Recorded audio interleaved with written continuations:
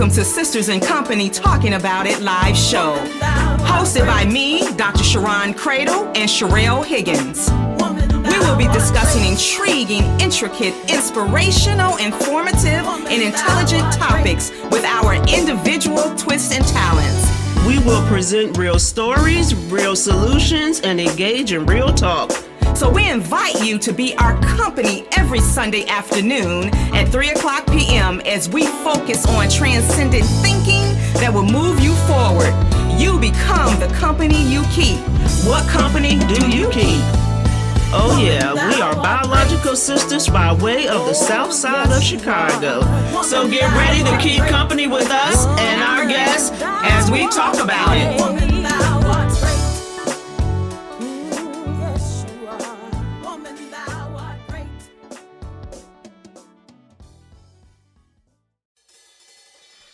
Well, hello, everyone. Welcome to Sisters in Company Talking About It live show. I'm just going to tell you, if you want to hear an interesting conversation today, you need to go to listenvisionlive.com. And of course, yes, and we definitely would always appreciate you calling into the show to engage in this conversation at 833-202-8255. And we're going to talk about the topic of wives and submission. And you know I'm going to set you up for the conversation, but I want to make sure that you all know who our guests are and make sure Sherelle can share whatever she wants to share to lead us into the show. Yes. Good afternoon. I am Sherelle Higgins. I am your favorite co-host. Oh, goodness. And this show is going to show you why. We're going to have some fun with this topic. Yes. I want to do just a couple shout-outs. I want to shout out Women in Public Service. I want to thank them for having me as one of their conference speakers last week. And if I must say so, I killed the game, right? Because that's how I do. That's just how I roll.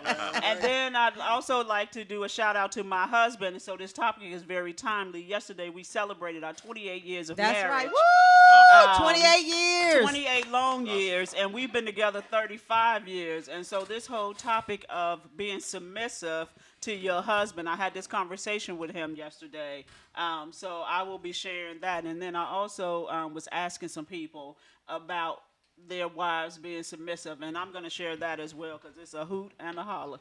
And so you all, those of you that are on social media, I don't know if you can see everyone who's on the panel, and we wanted to make sure that we had a wide perspective on this particular conversation. So we have Alyssa down on my right, her friend Kelsey, and my co-worker and friend Tim, and my husband Ira. So you see we have generations here to be able to really have a conversation about the topic. And so the scripture for today, first of all, let me just say this. This grown folk talk, y'all. Yes. This grown folk talk, this is mature conversation, and everybody has an opinion about it. But what we're coming from, for the most part, is from a Christian perspective, and then how do we branch out from that in terms of how people really think about the whole topic of wives being submissive to their husbands, because I'm going to read the scripture so you all can see that there's a little bit more to it than that. And let me just say, the Lord's still working on me. So I might not sound that Christian. So Tim stopped by my office on Friday, and he was like, what you all going to talk about on the show? And so we started talking, and he said some things that really intrigued me. And I said, well, Tim, what you doing on Sunday? And then we just saw Kelsey down the street. I was like, what you doing, Kelsey? Come on over. And so that's the beauty of owning your own show and being able to bring some liveliness to it and a different perspective. And so you all please go on listenvisionlive.com so you can see everyone who's on the panel. So I'm not going to read the entire scripture because it's pretty long, but I'm going to give you all the reference so that you can identify it for yourself and go back and read it. The scripture really comes from Ephesians 5:21 through 31. And I highlighted just a few things. I highlighted 21 because I think this is important. It says, and further, submit to one another out of reverence for Christ. Yes. And then 22 says, just a little bit of it, for wives, this means submit to your husbands as to the Lord. For a husband is the head of his wife, as Christ is the head of the church. And then 20. That settles it. No, because it's always more. 25 says, for husbands, this means love your wives, just as Christ loved the church. He gave up his life for her to make her holy and clean, washed by the cleansing of God's words. Husbands ought to love their wives as they love their own bodies. For a man who loves his wife actually shows love for himself. No one hates his own body, but feeds and cares for it in hate. I'm just saying. So, yeah, pass the offering plate. So how did we come up with this topic? Well, what happened was, as many of you may know, Fantasia, the artist, she was did an interview with the Breakfast Club. And on the Breakfast Club, she just kind of talked about her being married and being, submissive to her husband, because she was born and raised in the church. So she comes from those particular values, right? And then she said that's why she believes a lot of women, black women particularly, don't have men. But she also came back and said she believes that that's designed by society for men to not be in the house. And so if women are raising children and taking care of themselves and being the head of their households, when a man shows up, it is very difficult. This is how I interpret it. It's very difficult for some women to let the man take the lead. I don't know if you all listen to it. And okay, so that's the summary of why we are talking about this subject, and people were outraged. They were outraged, and I was like, "What is the outrage about?"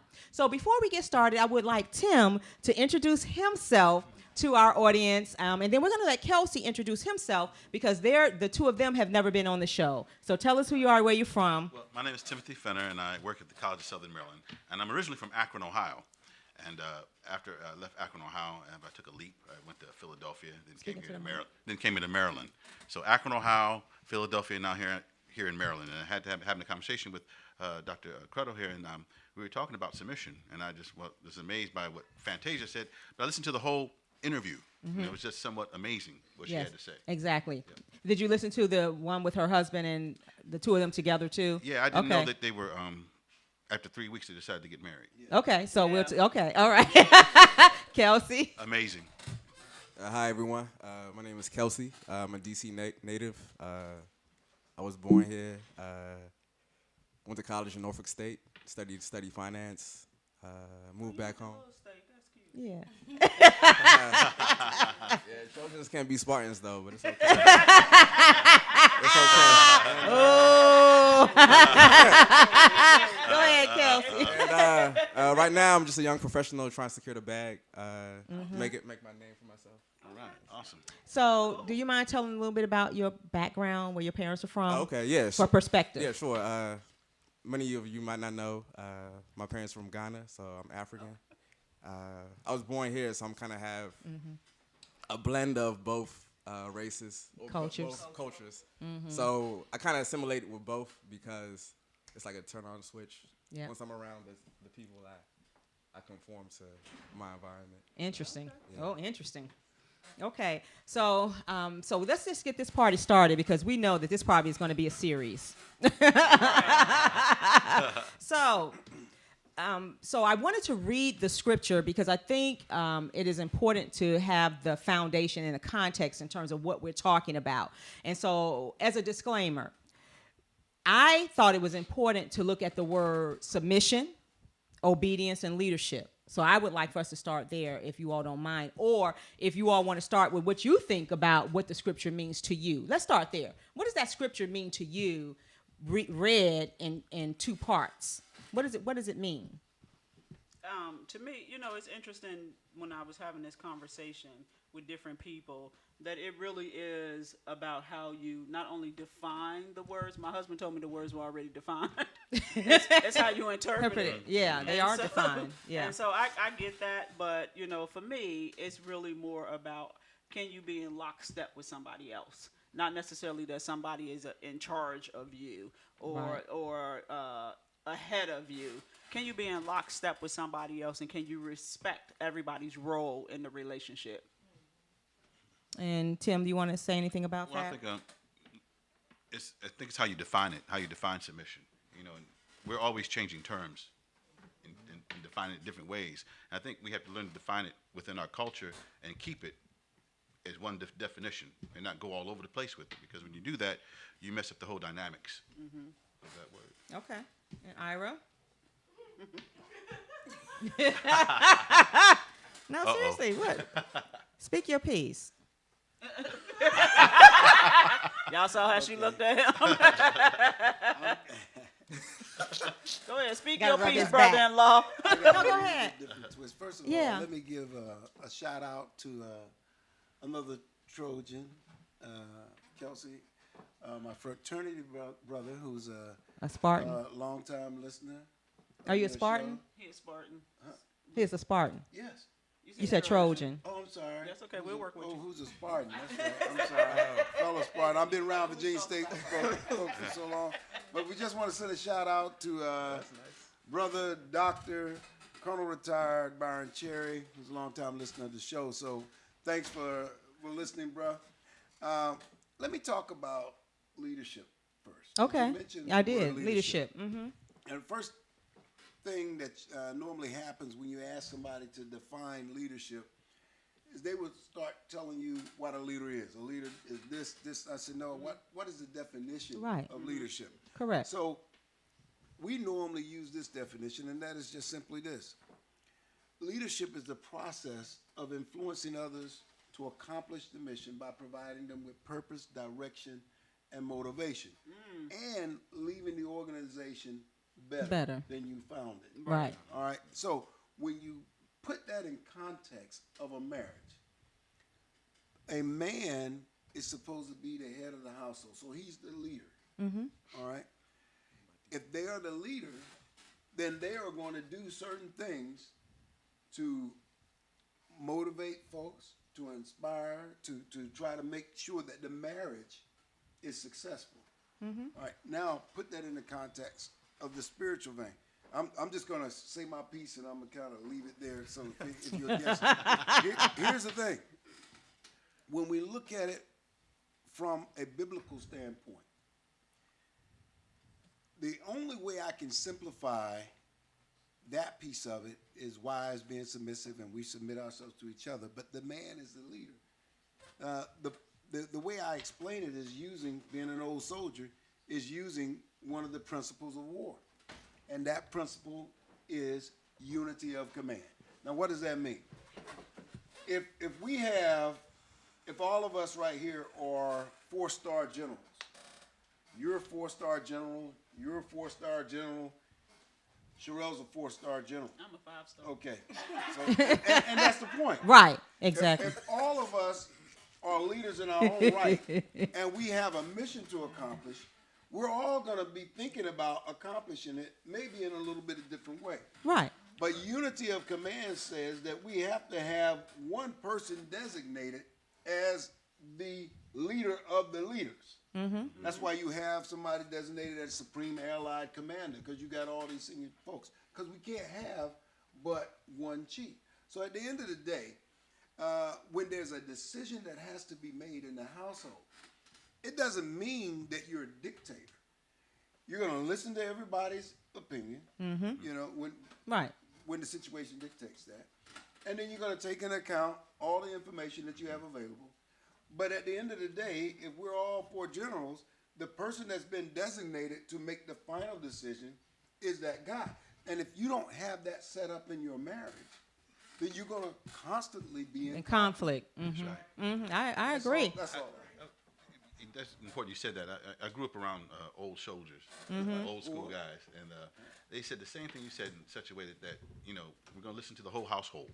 Right. But if there's got to be a final decision, I'm going to make that decision if we can't come to one. That's it. And he was the leader. And so I took that, and I said, wow, that's awesome, because he showed you that dynamics where he was the leader, but he allowed everybody to speak their piece. Right. Took into account everybody's decision. Right. What they were thinking. And that's And why. there may be, Go ahead. but there may be times when you as a leader just has to accept Right. whatever that recommendation wife, is, yeah. because the wife might be right. That's right. And you got to be Not might be. well. Well, go ahead, Sheree. I see you over there. I'm You waiting to speak your piece. Go ahead. I'm gonna be right as the wife. And so when you making a decision, I'm gonna need you to err on the side of following my advice more than not, because I'm gonna be right. I mean, it's And just, that may be the case. it is.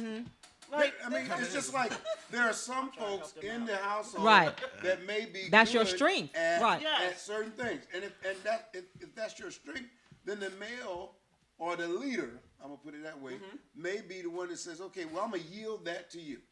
I'm gonna delegate that to you. All right, but you have to And that's still, showing- as a spouse, have to understand who the leader is. But that's because showing when leadership you move skills. It out is. of the role, when you know that you're not the best person to make the That decision, right. and you yield to the wife to make Right. that decision, that's showing leadership. That's showing that you Absolutely. can be the head of the household. right. But At- we- but on long that as we're decision. following For that Christ. decision. For that Let me decision. put things in proper perspective. It's like I always say. What did Paul say? What Paul say? Follow me as I follow Christ. That's right. So I would say in the household, as long as I'm following Christ, you're gonna be all right. Yeah. What's that, Kendrick Lamar?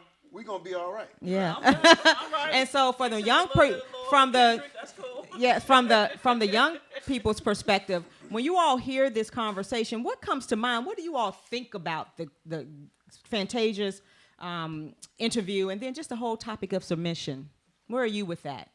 Oh, thank you. Ladies first. I believe Right. Right. See? Awesome.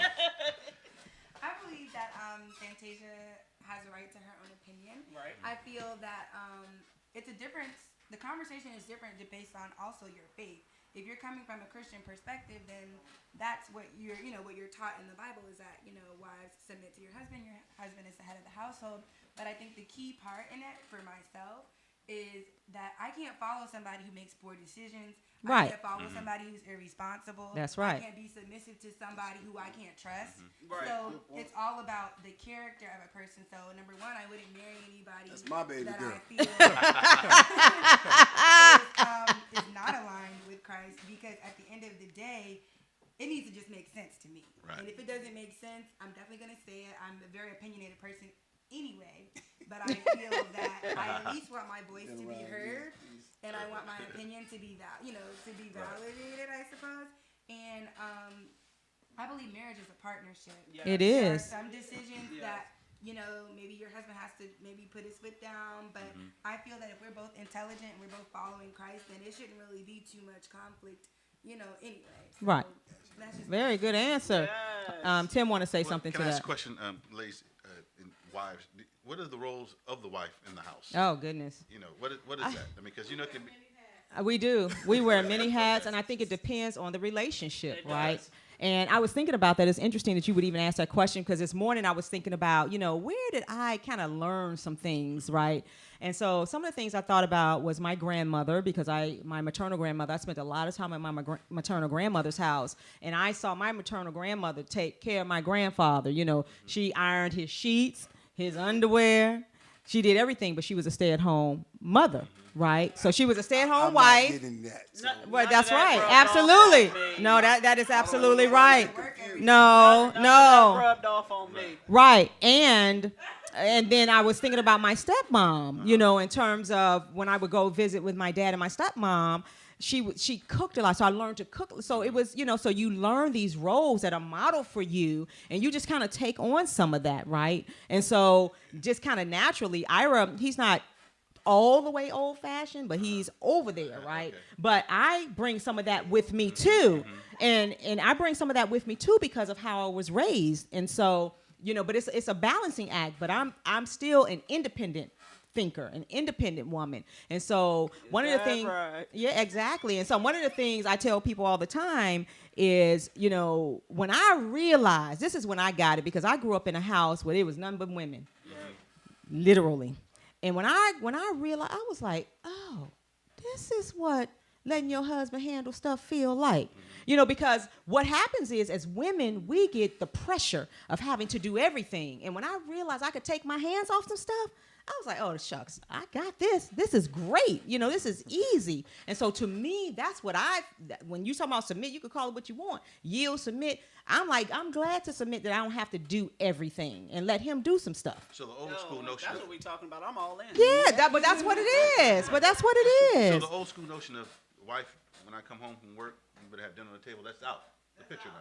Well, it depends. that's If I'm out, Tim. home, Okay, just making sure. but it's Yeah, old that's out. school, Tim, because most women that I know work too. Right. And they're There you not go. coming home at Okay. the same time, and they're trying Right. to take care of themselves. You know, people got kids, so I just think the dynamics. changed. Oh, no doubt. I think women still try to do that. I think most women still like to do that, or would think that that's an appropriate thing for them to do. But when everything else is factored into it, I gotta say this. It's So hard. We got to show some respect for the old school women. You say No. most women today are working. they are all the ones in my. I saw my grandmother, who was a school teacher. She worked all day.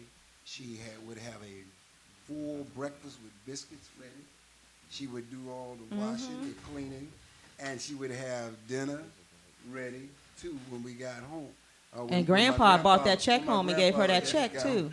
Most I was likely. thinking I want to marry grandma. Most likely. However, I'm just saying, so we don't get confused. And, Right. and these folks raise children too. But that was a So- different generation. though. Exactly, That was a different exactly. So let's not act like it can't be done. Or Well, it can if you have it set up. It New can't school be in women my. If you have it set up. that we just ain't doing it. No, you if just you have not it doing set it. up. No. You decided that you this is new school for you. This is our world. We're gonna do it a different way, and that's okay. Well- but I'm just saying, let's not make excuses because Excuses? Has been Excuses. done. I'm just saying. Kelsey. I'm just saying. Well, from a young man, I guess by default, By default, yeah. by default, I kind of follow my father's path. Example. Exactly. But for my mom, I kind of want her to have more of a voice, and I feel like I want Oh, for wow. my wife to speak out more, speak her opinion. You get Right. a lot of points. You get a lot of points. Yeah, still. so but at the same time, I do want, I want my wife to be smarter than me. I want her to be. Yes. And tell her, Exactly. You yeah, don't have to worry about that. yeah, I know, yeah. But sometimes it's like, because there's a lot of pressure for a man Exactly. to provide. Sure. So Right. when girls come in, they kind of ease it all out. So for me, I still like the communication part of it, where we're having dialogue and back and forth, and boundaries are set, so there's nothing overstepping, and that people tread lightly to what the situation is. But I do feel what Fantasia was saying, because sometimes you do want your girl to just be quiet and just like follow you. Like, you don't want to hear no mouth.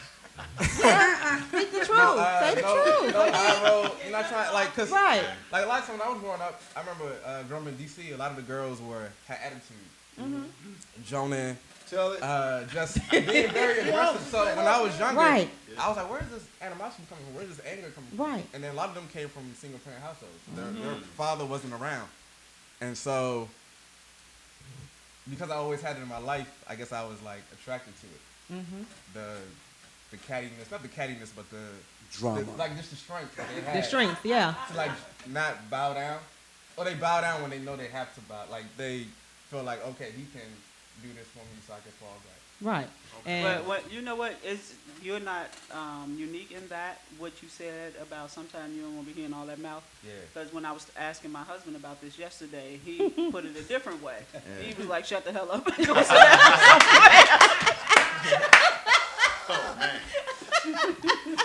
and Tim Of course, he would never say that to me. right, but that's what he's But, thinking. but that's what he was thinking. Right. And then Tim, what's your perspective in terms of how you grew up in your household? Well, I grew up in a household, both my mom and dad professionals and what have you, and though there was that way of where traditional household, Right. the husband and wife duty, but then it changed as my mom became a teacher and more duties became more prevalent. Right. And so I remember one time I recall an argument, and of course in marriages arguments happen. Right. You know, and so I remember my dad said something in his bed. He says, "She's not taking care of her wifely duties." I was like, that's not a good thing to say. You better watch out with that. And so You better watch out with that. my mom looked at him and walked out the door, and I was like, oh, but she just walked down the street and came back. But still, I was like, and my dad looked all crazy. But sometimes you got to watch what you say because, we forget that the dynamics have changed. And no doubt. And so that duties sometimes The roles they're are reversed. reversed. Because you have a lot of men who have opted to stay home. The wives work, the husbands stay home, and they make sure the children are cared for in the house. So the roles have changed. And I think when you have this conversation, you have to look at it from a historical standpoint in terms of what was happening back then. Women weren't allowed in the workplace, so the man was taking care. So there are so many dynamics to talk about. And the piece that Fantasia talked about in terms of, designed by society, that men are not in the home, that's a whole nother conversation. But to me, it is not that, that I'm the servant and you're the leader. It's about you the lover and I'm the beloved. No, yes, Come on I like now. that. Say that one more Because time. the wife, And I like the way you love. I know you do. That's why it's been 23 years. I ain't confused. and so that's the relationship, right? And there's a lot of things that when he was joking before the show, talking about I just disagree because there's some things I just disagree with. But at the end of the day, the majority, 99%, I just let him have because it doesn't really impact. It doesn't cost you nothing. It doesn't cost me really nothing. And so I'm like, okay. And so how do you keep the peace, right? And some of us are used to being in charge. And so that's why I wanted to talk about it from the leadership and obedience, because I believe that obedience, based on my understanding of it, is that I'm relinquishing my control, all my control to you, and that you're controlling me and telling me what I'm going to do every step of the way. And I don't believe that that's what submission really means. I don't believe that either. I think so either. Right. And if that's what it means, that's why Yeah. I'm not following it. Exactly. And then James says submission is a curse word. The house needs a mission statement for the family to come under. That's exactly right. Because the family, thank you, James, for that. That was powerful. That's what it means. What are we going to come under as a family? And we have to agree to that. And I don't even want to go here in terms of what have people seen in terms of roles of marriages and relationships. Not much, I suspect. Right. And so sometimes we come out here and we are just trying to figure it out, right? Trying to figure it out. And so listening to a lot of the younger people talk, they were like, what Fantasia was saying is foreign. I said, no, it's really not foreign. You can't just pick one piece of what she said, and then her husband even said, look, let's sign a prenup. Right. Because he had his own money. Right. And he didn't want people to think that he was marrying her for the money. And so he had a complicated past. Who doesn't? Right. Right? And so he's trying to come out, and they're trying to build a life together. And one of the things I know for sure is that everybody gets to define their own relationship. Oh, absolutely. Point blank. Absolutely. And, I was talking at the conference last week about partnerships. Yeah. And, somebody's calling. in this day and time, when it comes to partnerships, Yeah. Everybody has a role to make that partnership successful. Correct. And everybody needs to understand what their role is and need to understand that it takes all the roles It does. to make it successful. And Exactly. when you start thinking that your role is more important than the next person's role, then that's where the drama and the arguments come in.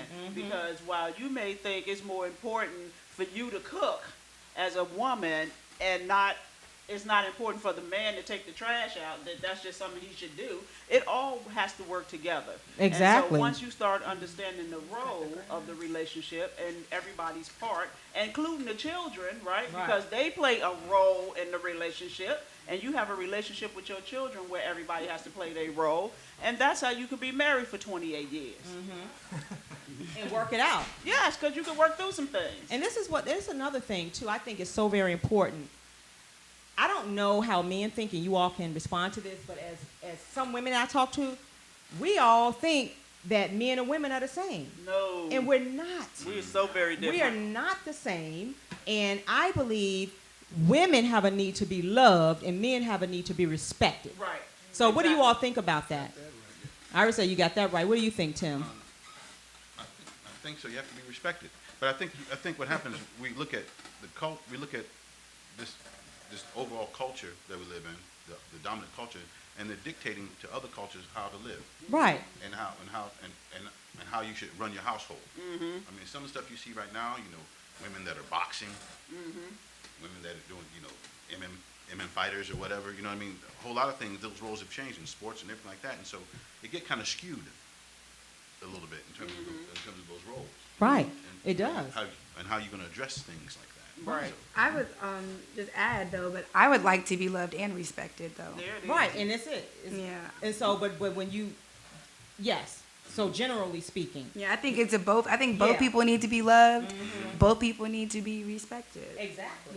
Yeah. But when you hear men talk a lot, you hear men say, you need to respect me, and you hear women like, I want to be loved, and that is because of some stuff that's missing, I would say. Right. And how they have interpreted, who they are and what their role is going to be in the relationship. And I'm not talking about, people that go into marriages or relationships that men and women are abusing each other. I'm not talking about that, because that is not, that's of the devil. Right. Straight up. Right. And period. Right. Period. And to put your hands on someone or emotionally abuse someone is not showing them love. Right. Period. But you got to know that as the individual in that relationship. Absolutely. And so, yeah. And so those things are very, very important. And can I ask a question? Do Yes. you think that the media dictates a lot of stuff that we're... I think we're shown a lot of stuff, through movies, all kinds of things. But And I not have just a even hard knowing, time not blaming even TV knowing. for anything, right? No. Because as adults, right, we have to make our own decisions, and the media can't influence me to be in a relationship where a man is trying to control me. I don't care how many shows they put on TV that shows men controlling women. I'm not going to be a part of that. So I just have a hard time blaming TV, because TV to me is just entertainment, right? And that should be left where it is. And we should not allow TV to influence who we are and how we walk our journeys. Well, I see television, so I agree with you, but television is a microcosm of what's happening in society. So we're constantly being bombarded. So yes, you may have the strength, the ability to not take that in and apply that to your life, but a lot of people don't. They see this and they're thinking that this is the way that it should be, because they have no other frame of reference. I'll give you a story. That I have a young lady friend. She was talking on the phone, and so she was discussing this situation. I'm like, oh wow, this is awesome. What are you guys talking about? She goes, well, we're talking about loving hip hop. Yeah. And I said, loving hip hop? It's a reality show. This is not real. Right. Exactly. Exactly. I mean, she on the phone talking like it's a real situation. Exactly. You gotta be kidding me. I walked out the room. I couldn't believe what I was hearing. Yeah. I'm sorry. Exactly. That influences sometimes. These Right. reality shows, stuff like that. Some of these youths sit back and they watch this stuff. They think it's real life. Right. And men and women, this is just my opinion, but I think men and women are supposed to complement each other. Right. Right. And whatever that looks like in terms of what you bring to the relationship versus what I bring, there's supposed to be some type of complement. And I was talking to this guy the other night. He was with a friend of mine, and he's 55 years old.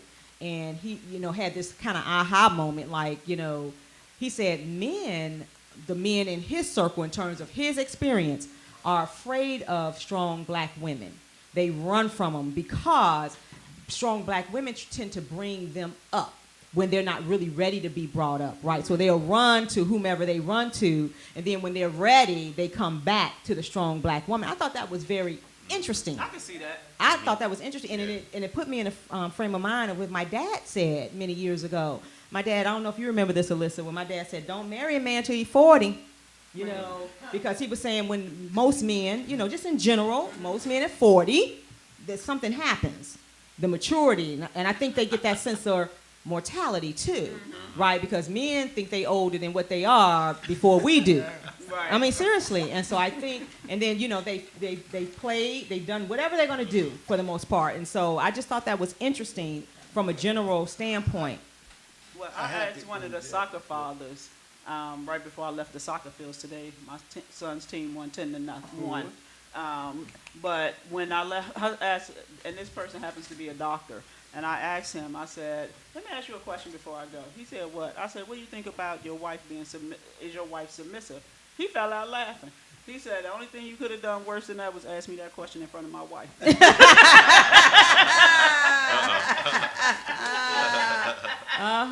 so a lot of men who have been married for a long time don't buy into the traditional definition of what a wife being submissive is supposed to be about. And so, Tim, have you been married? Never. Never. Okay. This is good for you, Tim. Yeah. I'm going to this thing right. Right. So, any particular reason why? I just, just haven't, and I've dated a lot of women. I mean, and not, let me say that, but maybe that wasn't the right word to say. But let me just say I've dated quite a few. Yeah, there you go. And it's coming. You know what I mean? When I'm mature. At 40, you're right. You know what I mean? You're playing around and you got this sense of mortality. I remember at 40, I was like, wow, I got to grow up. Exactly. And so you start thinking about it more and more. Because you don't want to be here by yourself. Correct. And so sometimes I know that I look at those old school values, and I kind of drop them to the side because I'm like, sometimes the women are going to be leaders, and I have to submit myself to that. And we have a compromise. But you can talk to me type of way. Right. Talk to you type of way. Right. Respect each other. Right, and I think that's it right there. Yes. Go ahead, Ira. Yeah, go ahead, I just Ira. want to inject this one thing. And it's it has something to do with Sherelle and Jim, because I just came from a couple weeks ago, my aunt and uncle's 60th wedding anniversary.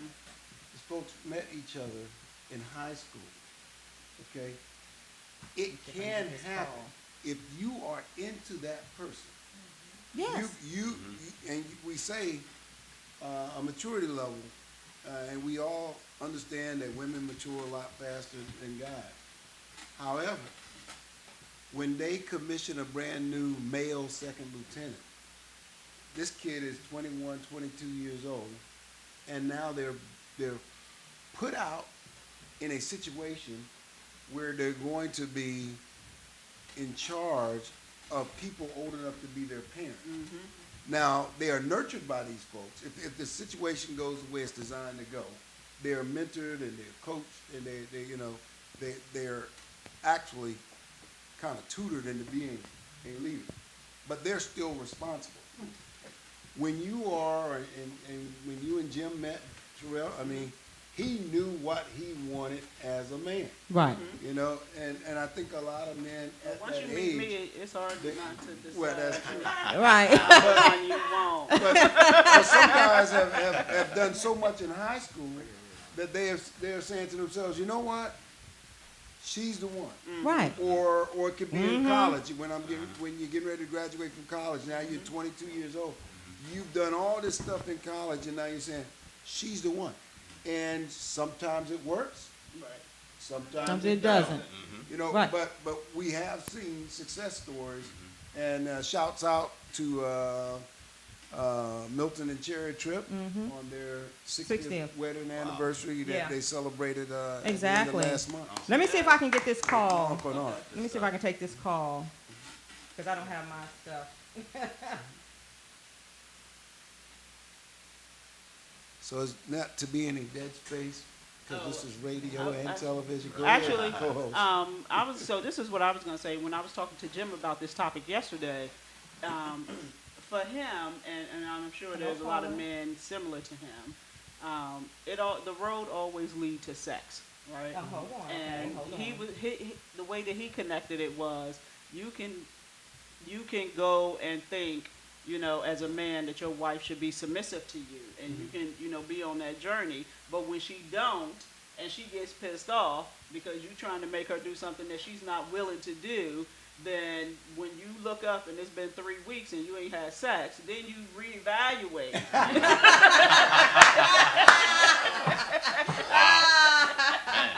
That's right. And then you decide that submissiveness welcome to Sisters in Company, talking about it. Can you tell us your name and what's your comment? Yes, my name is Catherine Smith, and I just had to call in because being married 28 years and coming from New Jersey, my parents being married for 35 years, being Alabama, we did all this because we were twins. And marrying someone from Petersburg, Virginia, where the women stayed in the kitchen while the men sat and watched football games, was definitely a transition. And I would say that, behaviors certainly shape your mind, but your relationship that you have with your partner should supersede over roles. Yes. Because sometimes I cook, and a lot of times Frankie cooks. My husband cooks. But, hearing about back in the day when women could work and also do all the cooking in the house, I would say that back in the day, we didn't have the technology. I mean, we didn't even have call waiting. We had to do an emergency breakthrough if we wanted to get through for stuff. So, our women and our parents, our grandmothers, and our ancestors before us certainly were super women. But now I would say to my daughter, she can have it all, and she certainly doesn't have to take on everything to do those things in life. Wow, thank you for that. That was well put together. Thank you. And so, and you and Frankie have been married how long? 28 years. So how did you all work it out, though? But how did you all figure it out, Catherine? How did you all figure it out? Did you have some bumps in the road in terms of, what you thought versus what he thought? I mean, I remember bringing Frankie home and my father cooking, and Frankie sitting at the table waiting for me to get the plate, and my father said, "This is self-serve here." And, I remember going home and, having to conform to his family, but we learned that when we had children, some of those things didn't work out with our circumstance, our jobs, what we did, and we realized that, my husband loves my mother-in-law's cooking. I will never cook like her. So when he wants stuff like that, he'll cook it. And, I'll eat it, but I'm never going to cook like his mom, and just like he's never going to do some of the things that, I expect, from things that I've done or things that I was accustomed to with my dad. But we've learned to learn who we are as people, and also recognize that, putting labels and putting roles, certainly limits, I think, your ability to have a relationship. I agree with you 100% because one of the things I was thinking about as I was preparing for this topic, just like what you just said, so you can't cook like his aunt, but he does not, he doesn't say anything about you or, negatively about you because you can't do it. Right, so he doesn't try to make you feel some kind of way, in other words, because you don't cook like that. And so, and I think that's the important part, right? So your mom can cook better, okay? Yeah. And what did you? I also think too that he knows my upbringing. So my upbringing was totally different. Like my dad did all of the cooking. My father would make my mom lunch with salad, and he spoiled her, and that's how I grew up. Whereas, it was the opposite for what he was accustomed to. The women cooked and washed dishes. But it's amazing that when I had our son, Frankie would change diapers, and, eventually we shifted. And so he does most of the cooking now. And we love his cooking. And now Taylor loves his cooking, too. So hopefully she'll know that, her role is not just to cook. If she loves to cook, she can cook. And if she doesn't, if she has a spouse and he likes to cook, then he can cook. But I just think I think we've moved on and we've evolved with so many things in life with technology and knowledge that we know that, the only thing that makes sustainable relationships is, being where you are and letting everyone be who they are. Exactly. Well, thank you so much for calling in. That was powerful. Thank you for supporting the show too, Catherine. Appreciate you. Are we going to the game tomorrow? No, absolutely. This is a hot topic for me, too. Yes. Are you actually are we going to the game tomorrow? Women power, and we do not have to have labels in 2019. So That's I have to call in. exactly. Thank you. And so she's right. And so I don't think that love is disrespectful. No, I got I don't think love is disrespectful. I think in relationships, it is whoever likes to do whatever, you know, Right. you sit down and you decide, but no, I don't think one person says to the other, that's your role. You are going to do that. And if you don't do it, then something is wrong with you, you Right. know, and I think that's where the problems start to happen. It just does in this day and time. And I don't think, you know, many couples have conversations about the role, right? It just kind of evolves. Right. You know, and Right. then it changes, right? And then it just continues to evolve, and then you finally get to get into a rhythm where everybody is doing what they gonna do, and everybody's moving on. So I don't know that you know how you have that conversation on day one. I remember before I got married, our mother told me, "Don't start nothing you're not willing to finish," right? And I took that literally, and so I knew not to go into my marriage doing things that I like cooking. I don't like to cook. And so it didn't make sense for me to go into the relationship starting to cook every day. And then all of a sudden, 10 years in, I was going to be looking at him and I was going to be pissed off because I was cooking every day doing something that I don't enjoy doing. Right. And so, and for him, it's not an issue. Right? He said, just because you don't cook don't mean I'm not going to eat. I loved it. Right. But what I liked about, you know, when I think about what Catherine said and what I think is, Marcia, I know you called and I know we don't have our plug in, but did you want to add a comment?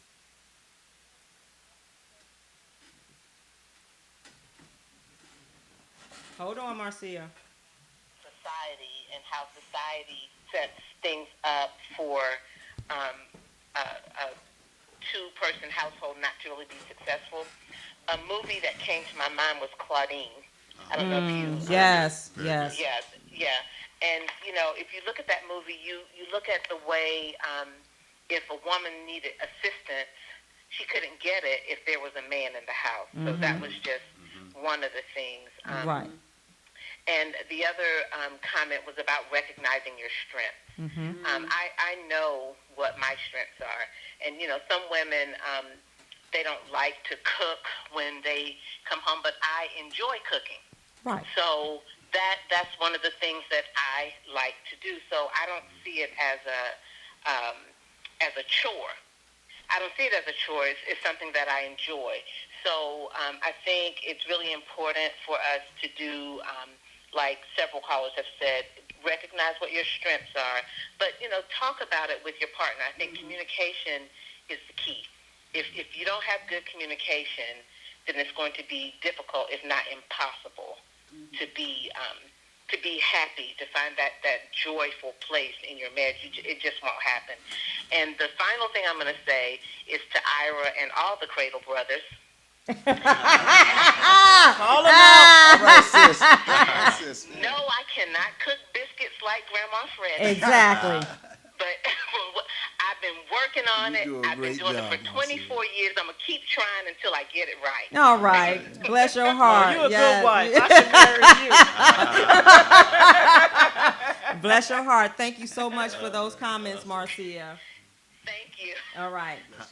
And she's talking about communication, and we talk about communication as if communication is this easy thing. Right.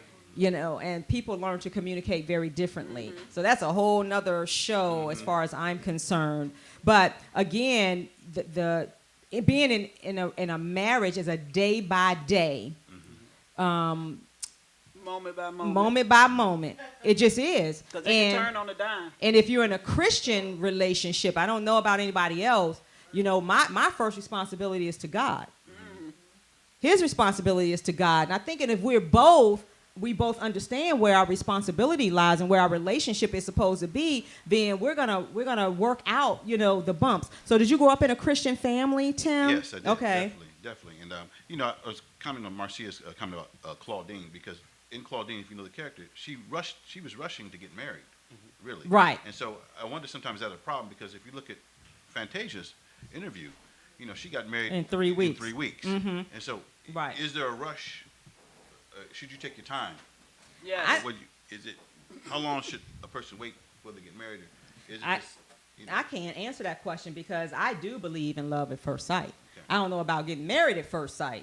Yeah. But I do believe that there's a strong connection. You can meet somebody walking down the street and know right away that that is the person you're going to be with. Now, whether or not you get married, I think you got to have some conversation. So, Ira, share some things that you share with with Alyssa about when, that man, comes along. What some advice do you give her?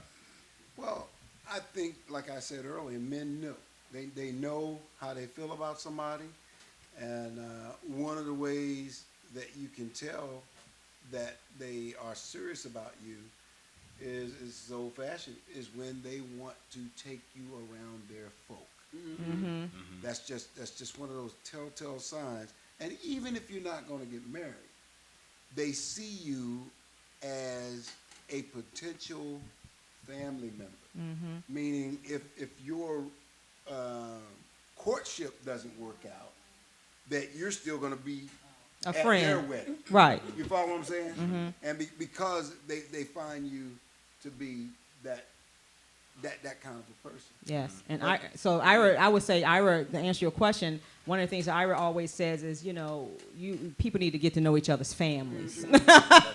And Alyssa, I don't know what you would like to say about that in terms of, he said, should you get married? How long should you wait? I believe it's just up to the individuals. I'm not in a rush to be cooking every day. So, but I think it's just about perspective and about being ready. When I think about even like having children and things like that, I'm like, am I really ready to be that kind of responsible? Especially when you're still in your 20s and you still want to do things. And I have friends who have been married and they're younger or my age. I have friends who have children. And I can't with the girl. I gotta find a babysitter and all that kind of stuff. Like I still have certain freedoms to be able to do things that I want to do. I don't have to check in, and with anybody or with anybody's kids. So. She said with anybody's kids. Those would be yours. Right. Yeah. So I appreciate that. I'm just saying, those are just things I appreciate, and people say life is short, but life is actually pretty long. And so I feel like women are often pressured to get married quickly or soon, and if you're not married by a certain age, then it's like a connotation to it. It's negative, and but it's not the same for men. Men can be bachelors for as long as they want, and they're not frowned upon. But if a woman was in her late 40s, never married, it's like, oh, she's an old maid.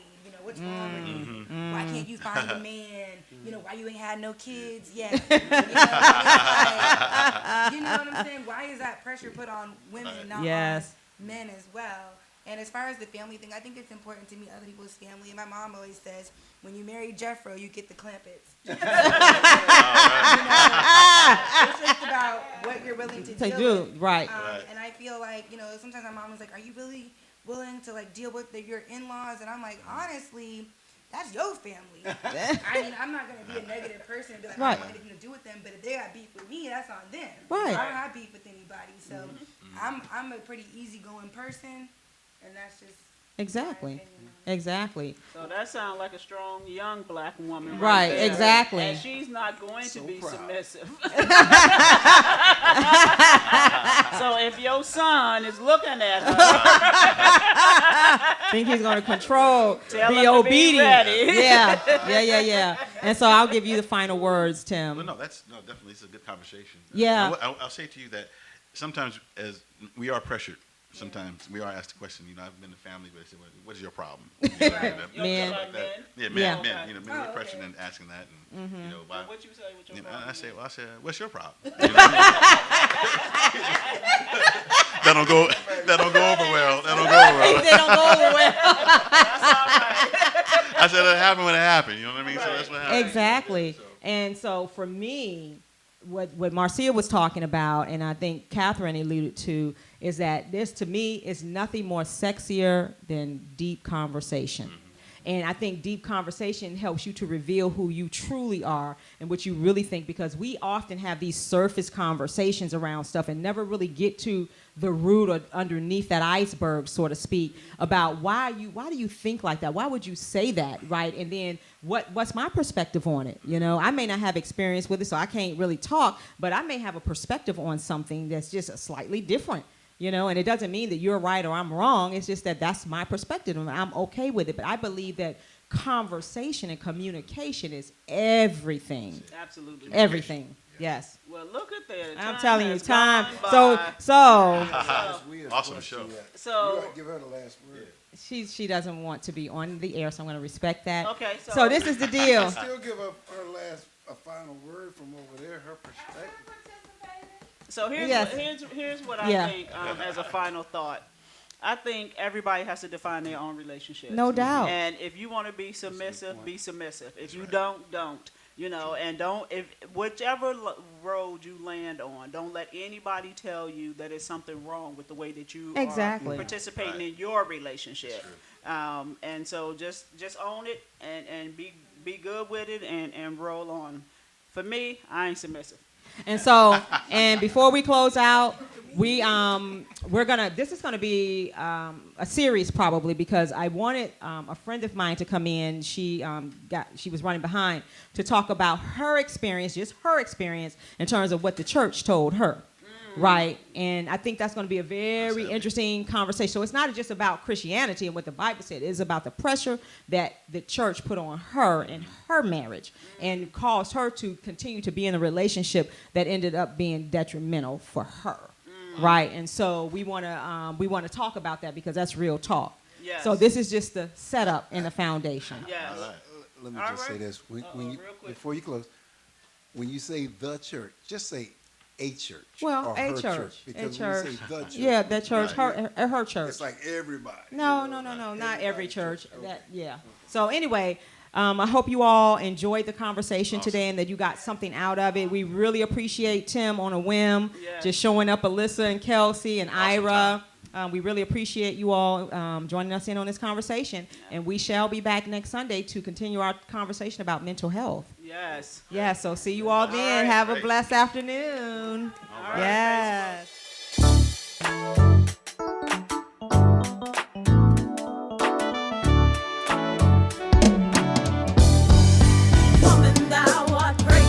Welcome to Sisters in Company Talking About It live show. Hosted by me, Dr. Sharon Cradle and Sherelle Higgins. We will be discussing intriguing, intricate, inspirational, informative, and intelligent topics with our individual twists and talents. We will present real stories, real solutions, and engage in real talk. So we invite you to be our company every Sunday afternoon at 3:00 p.m. as we focus on transcendent thinking that will move you forward. You become the company you keep. What company do you keep? Oh yeah, we are biological sisters by way of the south side of Chicago. So get ready to keep company with us and our guests as we talk about it.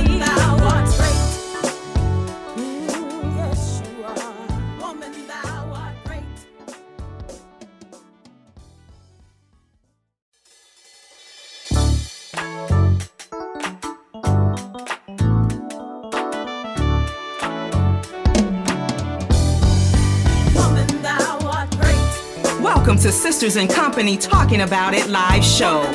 Hosted by me, Dr. Sharon Cradle and Sherelle Higgins. We will be discussing intriguing, intricate, inspirational, informative, and intelligent topics with our individual twists and talents. We will present real stories, real solutions, and engage in real talk. So we invite you to be our company every Sunday afternoon at 3:00 p.m. as we focus on transcendent thinking that will move you forward. You become the company you keep. What company do you keep? Oh yeah, we are biological sisters by way of the south side of Chicago. So get ready to keep company with us and our guests as we talk about it.